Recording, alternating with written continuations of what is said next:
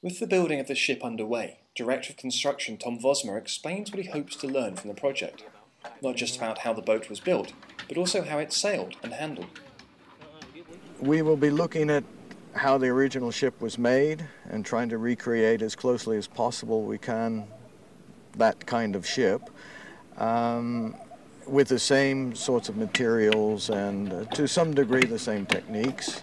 Generally to try to make as close a representation or recreation of that ship as we can, and then using that to sail it from here to Singapore, but also to experiment with how that ship was handled, what its capabilities were, what life on board was like. So we want to be testing a number of things all along the way.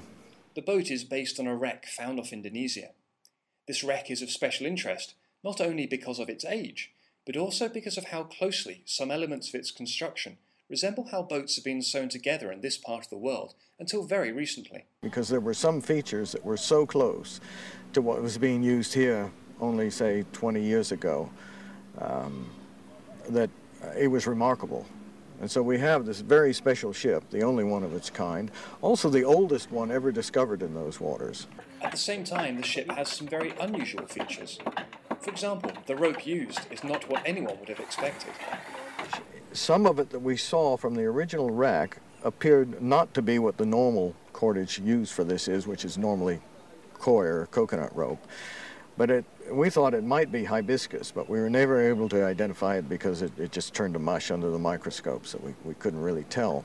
But it certainly did look like hibiscus fiber, and hibiscus fiber it lasts in seawater fairly well. It's pretty good. We surmised that maybe this ship, as it was found in Southeast Asia, as it was full of a cargo of Chinese goods, probably on its way back to this part of the world in the Middle East, maybe even to Oman. But it had obviously spent some time in Southeast Asia, because here we have hibiscus grows in Southeast Asia.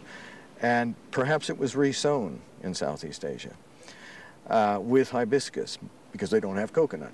Could this explain why the boat originally sank? It's speculated that it sank because it hit a reef, but there's no solid proof of that. We thought, well, maybe this hibiscus didn't work as well as it should, and the plank seams opened up and it sank. That's a possibility. So this boat will be sewn with the traditional material of koya rope, but that still leaves some difficult issues to resolve for the construction team. That way and that way. I thought they were... We have a number of people we've recruited from India who still know how to sew boats together.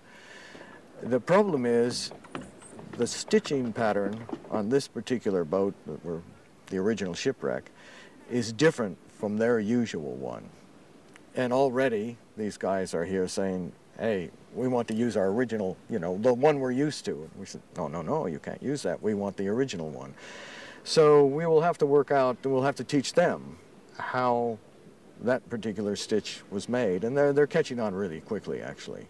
With stitching underway, construction should go smoothly.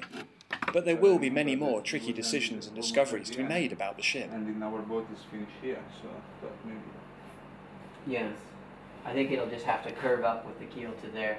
There'll be little decisions to make all along the way. How do we make this scarf? Where do we make that joint? What shape should these, or where should these frames be fitted, and all that kind of thing. But those are day-to-day decisions we'll meet as they come along, and I think we can solve them effectively. I'm not worried about that at all. Beyond that, we get into the launch and the actual sea trials.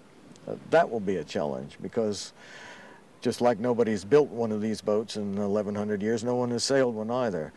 And this could be really quite tricky at first. I don't know. The Omani workers involved in the project are fast picking up new skills and becoming an important part of the project team. But Tom believes the impact of the project can go far beyond the boat itself. The hope is that it will help reinvigorate the strong maritime tradition in Oman. And it will also rekindle a real sense of pride in the achievements of the Arab navigators who opened up the world 1,000 years ago. As well, the project is to promote knowledge of and awareness of Omani maritime heritage, to inspire some Omanis, young Omanis particularly, to educate people about this kind of situation where these Arab navigators were really the pioneers in establishing what was then the longest sea trading route in the world. The ship will stand as a symbol of a great maritime past, but also a hope for the future, of increasing prosperity and stability built around Indian Ocean trade.